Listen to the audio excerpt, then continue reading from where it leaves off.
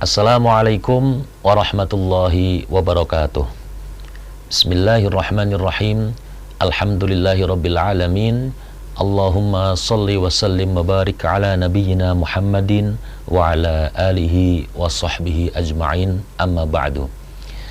Jumpa lagi di program Mutiara Iman bersama saya Tawus Ainul Yakin.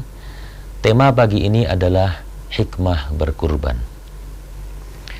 Pemirsa Kompas TV dimanapun Anda berada, setiap tahun kita melewati satu bagian daripada ritual ibadah yang namanya berkurban, di mana agama memerintahkan kita bagi siapapun yang mampu secara materi, maka hendaknya melaksanakan kurban. Lalu, apakah hikmah dari melaksanakan kurban yang akan berimplementasi terhadap kadar keimanan kita? Pada prinsipnya, hikmah berkurban ini ada 3 aspek. Yang pertama adalah aspek spiritual, di mana diantaranya adalah dengan berkurban kita memperkuat iman kepada Allah Subhanahu wa Ta'ala.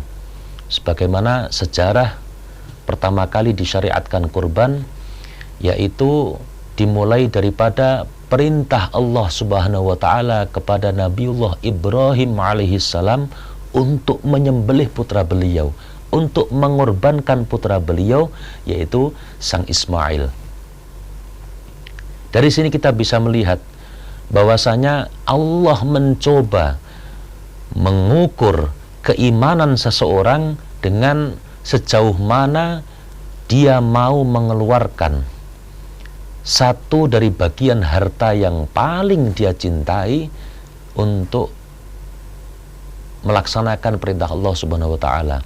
Sebagaimana Nabiullah Ibrahim, betapa Nabiullah Ibrahim alaihissalam ini penantian yang sangat lama untuk kemudian mendapatkan seorang anak, mendapatkan seorang bayi yang namanya Ismail. Sebagaimana kita ketahui, beliau mempunyai putra itu ketika sudah berusia udzur, sudah berusia sepuh.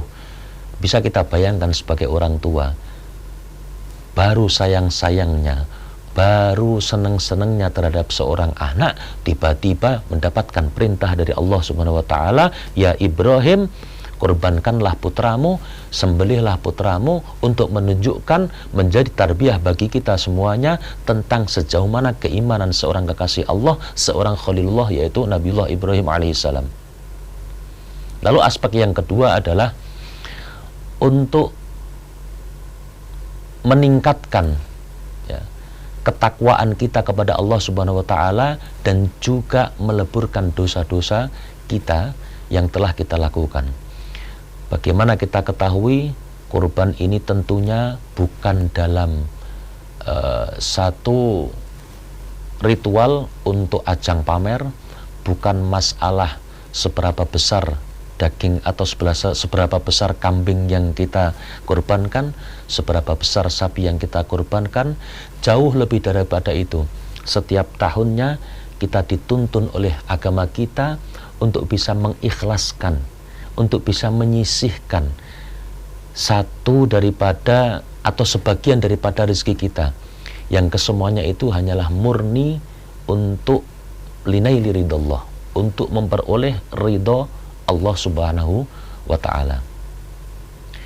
Karena tentunya dalam hikmah aspek spiritual ini kita juga diajarkan dari berkorban untuk tidak pelit, untuk tidak bakhil terhadap sesama. Makanya bahkan secara fikih pun diatur, bagi orang yang tengah berkorban tidak boleh mengkonsumsi daging kurbannya melebihi daripada 1/3 bagian daripada hewan tersebut. Maknanya apa? Memang hewan itu adalah kita yang beli, memang hewan itu adalah dari kantong kita pribadi. Tapi ketika hal ini kita laksanakan untuk berkurban, maka Kenapa diatur? Hanya maksimal sepertiga saja yang boleh kita konsumsi, yang boleh kita ambil, karena kurban ini adalah berbagi kepada semuanya, berbagi kepada fakir dan miskin, berbagi kepada saudara-saudara kita. Apa manfaatnya ketika kita menyembelih kemudian kita konsumsi semua? Ini tidak ada hikmah, tidak ada pembelajaran dari ini. Kemudian lain daripada itu, dalam tatanan fikih, dalam aturan fikih pun diatur, ketika seorang fakir dan miskin menerima daging kurban, maka mereka mempunyai hak milku kamil, kepemilikan secara sempurna. Daging yang mereka terima mau mereka jual seperti apapun, mau mereka jual untuk digunakan membeli apapun itu bebas. Tapi lain halnya ketika sang penerima adalah bukan kategori fakir dan miskin, melainkan orang yang mampu. Dalam fikih melarangnya bahwasanya untuk orang-orang yang mampu, untuk orang-orang yang kaya, ketika mereka mendapatkan daging kurban, mereka hanya punya hak untuk konsumsi, tidak diperkenankan untuk menjualnya. Ini satu tarbiyah, satu pembelajaran yang luar biasa dari agama kita, daripada hikmah berkurban ini. Ketika fakir miskin kemudian diperbolehkan oleh syariat menjual daging tersebut, maknanya apa? Mereka boleh secara bebas untuk dalam momentum kurban, ya, mereka mencoba dengan hasil atau mengambil kemanfaatan daripada daging tersebut untuk menebus yang selama ini mereka pingini. Namun lain halnya dengan orang-orang yang mampu, orang-orang yang kaya, yang mana mereka di setiap hari pun tanpa harus mendapatkan daging atau penjualan dari daging kurban pun mereka sudah mampu untuk membelinya secara pribadi. Ini satu hal yang luar biasa yang diatur oleh syariat. Maka ini perlu diperhatikan bagi kita semua. Ketika Anda nanti berkurban, ingat, maksimal adalah sepertiga. Maksimal adalah sepertiga bagian daripada hewan yang kita kurbankan untuk kita konsumsi. Selebihnya harus kita bagikan kepada yang lain. Saudara Kompas TV, jangan kemana-mana, tetap bersama saya, Tawus Ainul Yakin, setelah jeda berikut.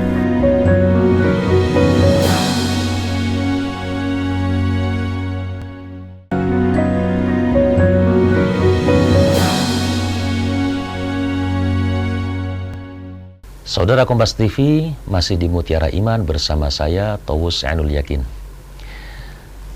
Pemirsa Kompas TV dimanapun Anda berada, ketika syariat mengatur bahwasanya ada satu aturan-aturan khusus dalam berkurban, tidak sebagaimana penyembelihan biasa, ini maknanya adalah dari aspek spiritual dan aspek sosial, terutama di aspek sosial. Kenapa kita dilarang untuk mengkonsumsi lebih daripada sepertiga bagian daripada kambing yang kita kurbankan? Karena kurban ini maknanya berbagi, melatih keikhlasan dalam diri kita. Toh kita setiap harinya, bagi kita yang mampu, sekedar untuk makan daging ini mudah sekali. Tapi di saat kurban, Allah mengatur ada syariat berkurban ini dalam rangka untuk melatih kita untuk bisa berbagi bersama. Kita nggak pernah tahu saudara-saudara kita yang mohon maaf tidak mampu. Boleh jadi untuk sekedar membeli daging, jangankan 1 kilo, jangankan 1 kilogram daging untuk dia beli, bahkan untuk membeli setengah kilogram saja mereka berpikir keras. Ada banyak hal, ada banyak aspek yang akan mereka kalahkan. Namun momentum dalam kurban, di saat hari raya kurban, ini adalah momentum, kalau bahasa kita, mayoran bersama, berbagi bersama, makan enak bersama. Maka dalam aspek sosial ini sangat luar biasa ketika kita benar-benar mau menyadari itu. Artinya apa? Setiap tahun kita akan terlatih untuk bersyukur atas rezeki yang kita dapat. Allah Subhanahu wa taala dalam setiap ayat Allah mengatakan wa mimma razaqnahum yunfiqun. Wa mimma razaqnahum. Allah declare dari sebagian yang telah kami rezekikan. Artinya apa?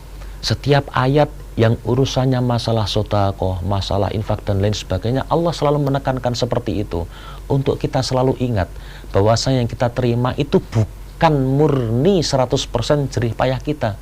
Ini semuanya adalah nikmat dari Allah. Artinya apa kalau kita bisa ibaratkan, ya kamu wahai orang-orang yang beriman, dari sebagian apa yang sudah aku berikan, kamu infakkan, kamu sedekahkan. Ini momentumnya, ini momentum hari raya kurban. Ketika Anda berlomba-lomba dengan gadget, ketika Anda berlomba-lomba dengan HP yang serba luar biasa bagus dengan harga yang mungkin banyak sebagian daripada kita, itu di atas 5 juta rupiah. Bayangkan, ketika 1 tahun sekali saja kita beli satu hewan yang mungkin di bawah harga gadget yang kita miliki, dan kemudian untuk berbagi. Saya kira ketika kita ini mau memaksa melatih diri kita, itu tidak akan berat.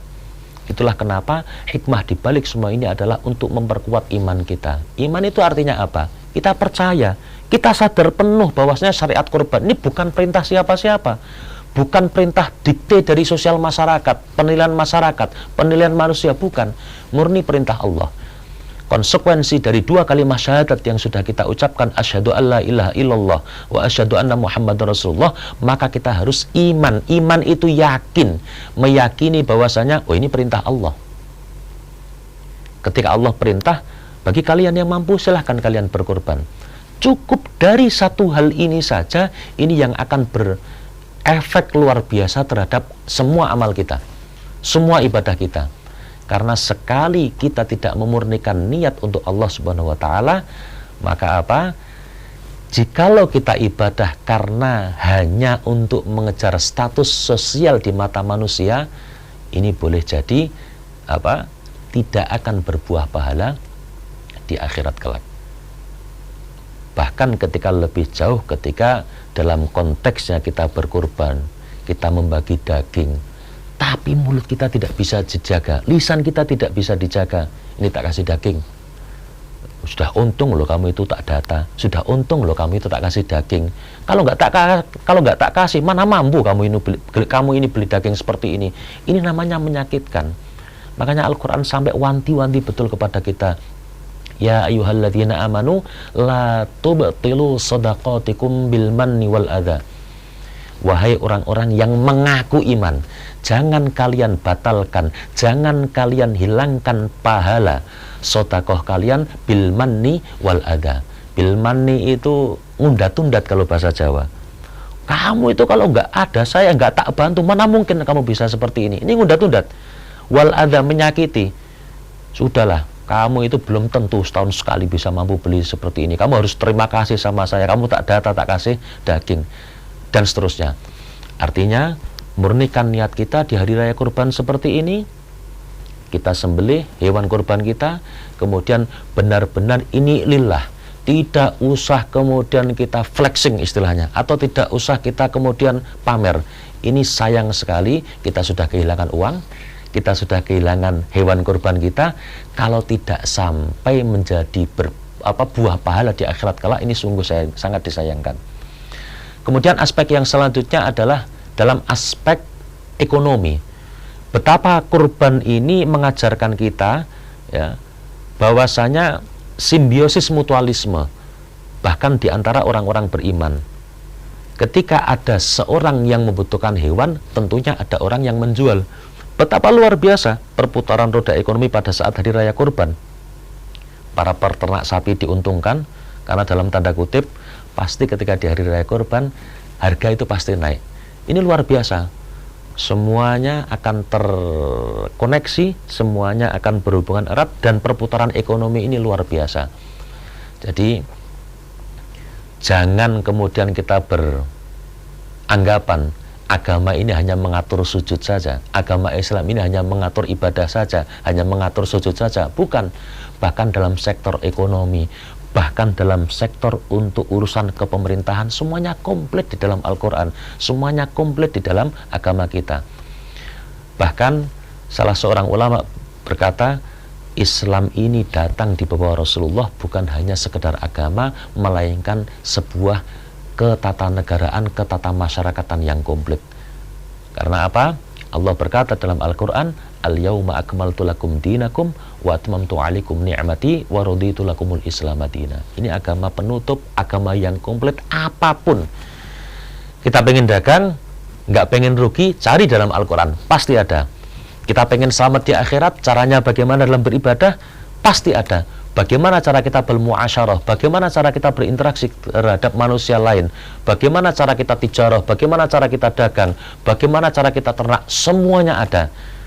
Jadi jangan pernah beranggapan ketika, wah Al-Quran ini tidak komplit, Al-Quran ini nggak ada membahas dalam sektor-sektor itu, semuanya ada. Jangan salahkan Al-Qurannya dong, salahkan kita yang belum memahami Al-Quran. Ini aspek ekonomi. Kemudian di dalam hikmah kurban ini juga betapa satu hal yang sangat krusial yang harus kita perhatikan. Dalam kita penyembelihan hewan kurban, ini hikmahnya adalah apa? Kita menyembelih sifat kebinatangan kita. Semua manusia itu punya sifat kebinatangan, sifat liar, sifat yang cenderung melanggar daripada aturan-aturan syariat, sifat yang cenderung keluar daripada konteks apa yang diatur di dalam Al-Quran maupun Sunnah Rasulullah Shallallahu Alaihi Wasallam. Saudara Kompas TV, jangan kemana-mana, tetap bersama saya setelah jeda berikut.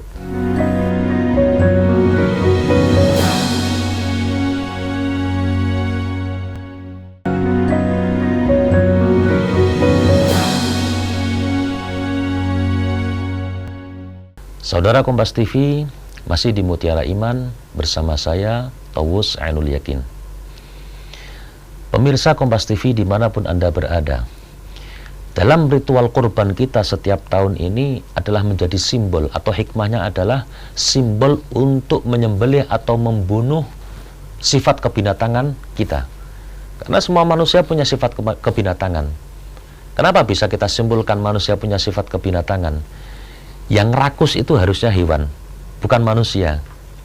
Namun kita tahu banyak manusia, bahkan diri kita, yang rakus. Entah itu rakus masalah harta atau apapun itu. Tamak dan juga keliaran daripada pelanggaran kita terhadap syariat-syariat Allah. Ini menjadi simbol kita membunuh atau mengekang atau mematikan sifat kebinatangan kita.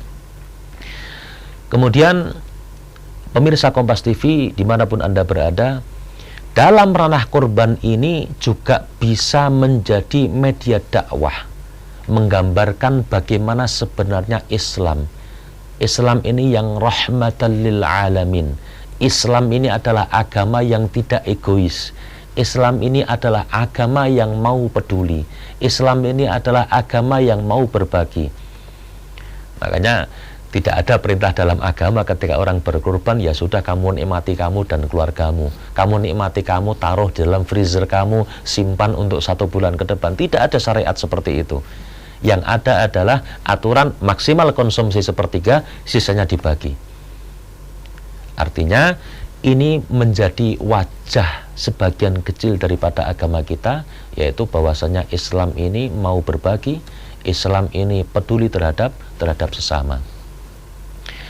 Pemirsa Kompas TV rahimakumullah, bukan hanya aspek spiritual, aspek sosial, aspek ekonomi, tapi banyak sekali hikmah-hikmah yang kita dapatkan di dalam berkorban.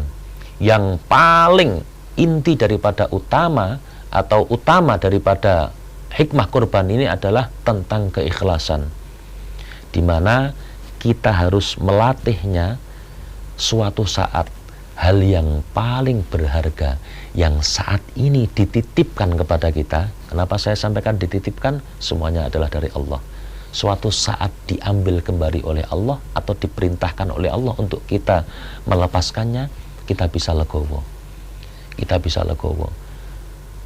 Sebagaimana sejarah awal kurban, kita nggak pernah bisa terbayang penantian berpuluh-puluh tahun dapat seorang anak.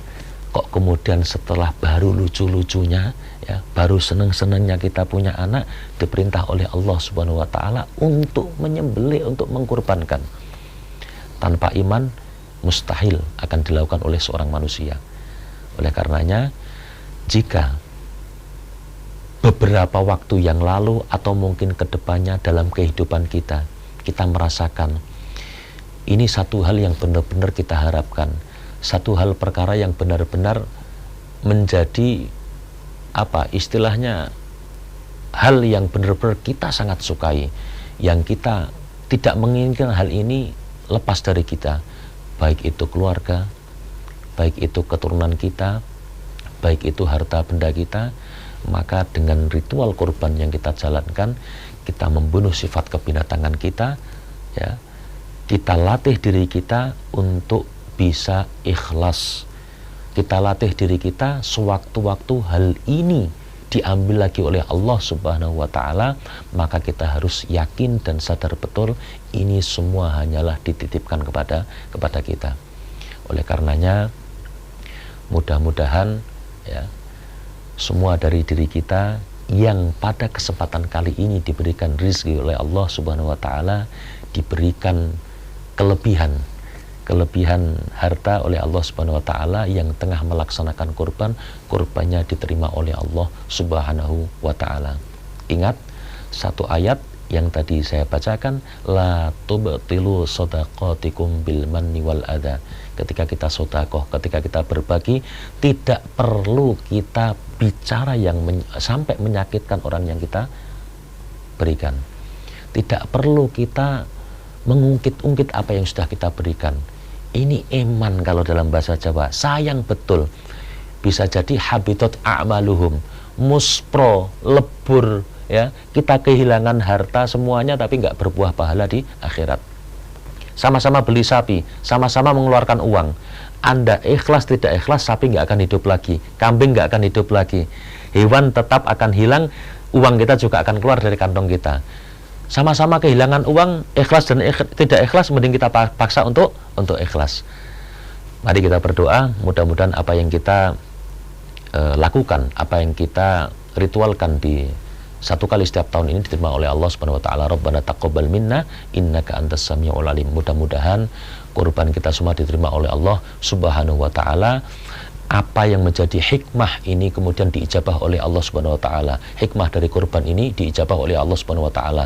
Sifat kebinatangan kita tersembelih dengan tersembelihnya hewan kurban kita di kesempatan Idul Adha kali ini. Mudah-mudahan apa yang sudah Anda semua keluarkan, apa yang sudah kita semua keluarkan diganti berkali lipat oleh Allah Subhanahu wa Ta'ala, sehingga setiap tahun kita selalu bisa berbagi, selalu bisa melaksanakan kurban dengan lancar, dengan mungkin bertambah berkali lipat daripada tahun-tahun sebelumnya.